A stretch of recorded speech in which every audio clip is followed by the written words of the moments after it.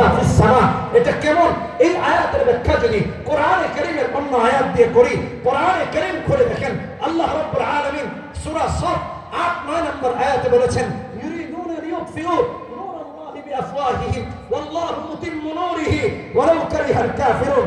আল্লাহ বলেছেন যারা ইসলামের বাতিকে নিভিয়ে দিতে চায় ওরা নিভে যাবে, ইসলামের বাতি নিভবে না। যারা আমাদের পিছনে ষড়যন্ত্র চালে, যারা আমাদের পিছনে ষড়যন্ত্র করতে চায়, আল্লাহ রাব্বুল আলামিন তাদের বিরুদ্ধে ৭৫ নম্বর আয়াতে সূরা নিসায় বলেছেন, হ্যাঁ, আল্লাযীনা আমানু ইউকাতিলুনা ফি সাবিলিল্লাহ ওয়াল্লাযীনা কাফারু ইউকাতিলুনা ফি সাবিলিত তাগুত ফাকাতিলু আউলিয়া আশ-শাইতান ইন্না কাইদা আশ-শাইতানি কানা দাঈফা। ৭৬ নম্বর আয়াতে ইন্না কাইদা আশ-শাইতানি কানা দাঈফা। শয়তানের চক্রান্ত একেবারেই দুর্বল। শয়তানের চক্রান্ত এত দুর্বল যে ১৭ বছর যে সোনার হাঁস ডিম পেড়েছে স্বর্ণের, তা সারা পৃথিবীতে বিক্রি করে খেয়েছে, হারিয়ে গেছে মাত্র ৪৫ মিনিট সময় পায় নাই।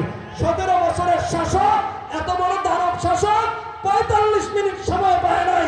আমিও বলতে চাই আগামী শাসকদেরকে যারা ইসলামের বিরুদ্ধে অবস্থান করবে, কোরআনের বিরুদ্ধে অবস্থান করবে, হক্কানি আলেমদের বিরুদ্ধে অবস্থান করবে, মানবতার বিরুদ্ধে অবস্থান করে নিজে জালেমদের ভূমিকা উপনীত হবে, তাদের অবস্থা এদের মতো হবে। কথা বলেন ঠিক কিনা? ঠিক। আমি আপনাদের কাছে উদাত্ত আহ্বান করছি, আমরা স্বাধীনতা ৫৩ বছরে দেখেছি এদেশে যারাই যখন ৫ বছরের জন্য, ১০ বছরের জন্য, ১৭ বছরের জন্য ক্ষমতা নিয়েছে, ইসলামকে চাপে রেখেছে, আলেমদেরকে চাপে রেখেছে, জঙ্গিবাদের নাটক সাজিয়েছে, কোরআনের বিরোধিতা করেছে, হক্কানি আলেম ওলামাদেরকে জেলখানায় নিয়েছে। আর এই ভুল করা যাবে না। যা হয়েছে হয়েছে।